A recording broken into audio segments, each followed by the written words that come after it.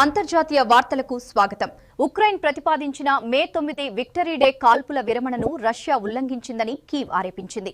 మాస్కోలో parade కోసం Trump 3 రోజుల కాల్పుల విరమణను ప్రకటించినప్పటికీ సరిహద్దుల్లో ఉద్రిక్తతలు కొనసాగుతున్నాయి. అవినీతి ఆరోపణలపై చైనా మాజీ రక్షణ మంత్రులు వి ఫెంగే మరియు లీ షాంగ్ఫులకు చైనా సైనిక కోర్టు మరణశిక్ష విధించడం అంతర్జాతీయంగా చర్చనీయాంశమైంది. గల్ఫ్ ఆఫ్ ఓమన్ లో సముద్ర దిగ్బంధనాన్ని ఉల్లంఘించిందనే ఆరోపణలతో ఇరాన్ జెండా ఉన్న చమురు ట్యాంకర్ను అమెరికా సెంట్రల్ కమాండ్ ధ్వంసం చేసింది. దీనికి ప్రతిస్పందనగా ఇరాన్ తీవ్ర హెచ్చరికలు జారీ చేసింది. ఉక్రెయిన్లోని చెర్నోబిల్ అణు ప్లాంట్ సమీపంలో డ్రోన్ కూలిపోవడంతో భారీ అడవి మంటలు చెలరేగాయి. సుమారు 1100 హెక్టార్ల అడవి దగ్ధమైనట్లు అధికారులు తెలిపారు. కాల్పుల విరమణ ఒప్పందం ఉన్నప్పటికీ బీరూట్లో హిజ్బుల్లా కమాండర్ ను లక్ష్యంగా చేసుకుని ఇజ్రాయెల్ దాడులు చేసింది.